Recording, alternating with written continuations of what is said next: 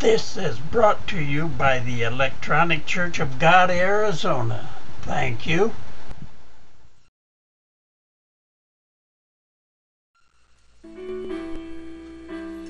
Welcome to November 2nd, 2007, the 6th day of the week.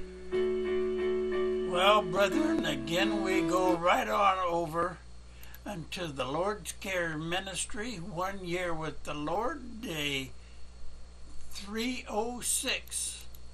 Religious leaders plot to kill Jesus. Matthew chapter 26, verses 1 through 5. Also in Mark chapter 14, verses 1 through 2. And Luke chapter 22, verses 1 and 2. When Jesus had finished his talk with his disciples, he told them, "As you know, the Passover celebration begins in 2 days, and I shall be betrayed and crucified." At that very moment, the chief priests and other Jewish officials were meeting at the residence of Caiaphas, the high priest, to discuss ways of capturing Jesus quietly and killing him. But not during the Passover celebration, they agreed, for there would be a riot.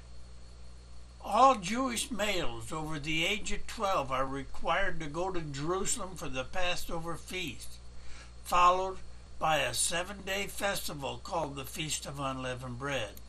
For these feasts, Jews from all over the Roman Empire converged on Jerusalem to celebrate one of the most important events in their history. Easy to justify. Caiaphas was the ruling high priest during Jesus' ministry. He was the son-in-law of Annas, the previous high priest.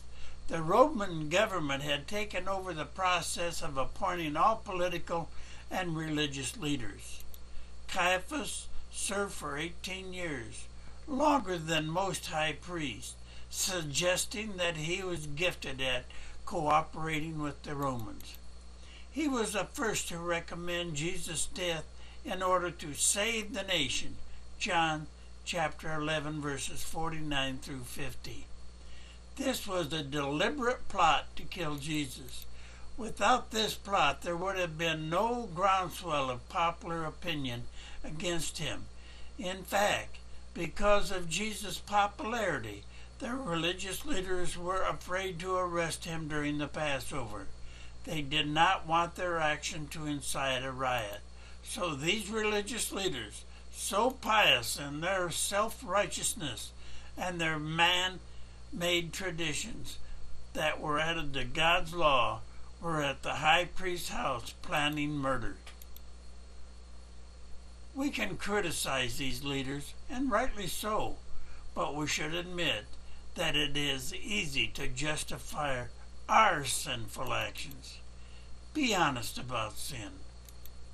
Do not rationalize. Fear God.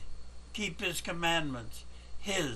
A Philippian pilgrim, a workman for God, a friend of Christ. And brethren, if you are one that are not trying to follow the commandments of Christ and His Father, get down on your knees. Repent of this. Ask God for forgiveness. And if you truly want to do it in your heart, you will be forgiven. And with that, brethren, I think I'll close for today. I'm also trying to go and I have a new movie program, but not too sure how it works yet, and we'll be working out in a day or two. It might not look different to you, but it'll be a help to me. So with that, brethren, we're close for now, and God willing, we'll see you tomorrow. Bye for now. Produced for you by Forrest Grote. Thank you.